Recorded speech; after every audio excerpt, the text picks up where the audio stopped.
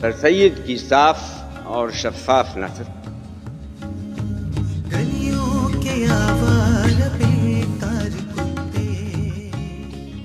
جب کتے آپس میں مل کر بیٹھتے ہیں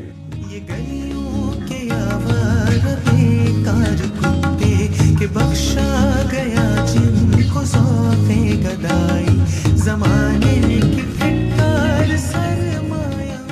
پہلے تیوری چڑھا کر ایک دوسرے کو بری نگاہ سے آنکھیں بدل بدل کر دیکھنا شروع کرتے ہیں.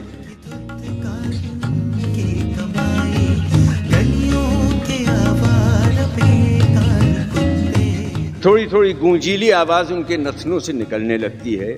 تھوڑا سا جبڑا کھلتا ہے اور دانت دکھائی دینے لگتے ہیں اور حلق سے آواز نکلنی شروع ہوتی ہے. بگڑے تو ایک دوسرے سے لڑا دو, جو بگڑے تو ایک دوسرے سے لڑا دو, ذرا ایک روٹی کا ٹکڑا دکھا. پھر باچھیں چر کر کانوں سے جا لگتی ہیں اور ناک سمٹ کر ماتھے پر چڑھ جاتی ہے. ہر ایک کی ٹھوکریں کھانے والے, یہ ہر ایک کی ٹھوکریں کھانے والے, یہ فاقوں سے اگتا کے مر جانے والے, گلیوں کے آوارہ بیکار کتے.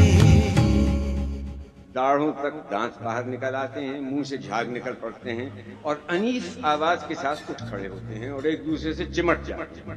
اس کا ہاتھ اس کے گلے میں, اس کی ٹانگ اس کی کمر میں, اس کا کان اس کے منہ میں, اس کا ٹینٹوا اس کے جبڑے میں. اس نے اس کو کاٹا, اس نے اس کو پچھاڑ کر بھمبوڑا.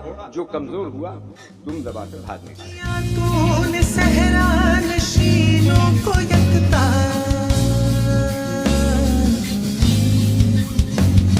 کیا, تو نے صحرا نشینوں کو یکتا.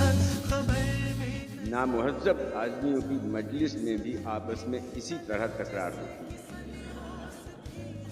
پہلے صاحب سلامت کر کر آپس میں مل بیٹھتے ہیں, پھر دھیمی دھیمی بات چیت شروع ہو جاتی ہے. ایک کوئی کہتا ہے, دوسرا بولتا ہے واہ یوں نہیں.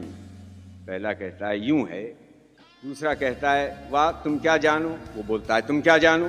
دونوں کی نگاہ بدل جاتی ہے, تیوری چڑھ جاتی ہے, رخ بدل جاتا ہے, آنکھیں ڈراؤنی ہو جاتی ہیں, باچھیں چر جاتی ہیں, دانت نکل پڑتے ہیں, تھوک اڑنے لگتا ہے, باچھوں تک کف بھر آتے ہیں, سانس جلدی جلدی چلتا ہے, رگیں تن جاتی ہیں, آنکھ ناک بھوں ہاتھ عجیب عجیب حرکتیں کرنے لگتے ہیں, انیف انیف آوازیں نکلنے لگتی ہیں. آستین چڑھا, ہاتھ پھیلا, اس کی گردن اس کے ہاتھ میں, اس کی داڑھی اس کی مٹھی میں, لپا ڈگی ہونے لگتی ہے.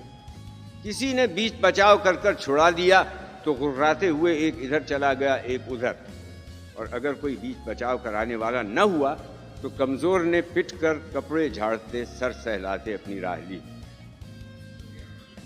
جس قدر تہذیب میں ترقی ہوتی ہے اسی قدر اس تکرار میں کمی ہوتی ہے. کہیں غرفش ہو کر رہ جاتی ہے, کہیں توں تکار تک نوبت آ جاتی ہے, کہیں آنکھیں بدلنے اور ناک چڑھانے اور جلدی جلدی سانس چلنے ہی پر خیر گزر جاتی ہے. مگر ان سب میں کسی نہ کسی قدر کتوں کی مجلس کا اثر پایا جاتا ہے. انسان کو لازم ہے کہ اپنے دوستوں سے کتوں کی طرح بحث اور تکرار کرنے سے پرہیز کرے. یہ مظلوم مخلوق گر سر اٹھائے تو انسان سب سر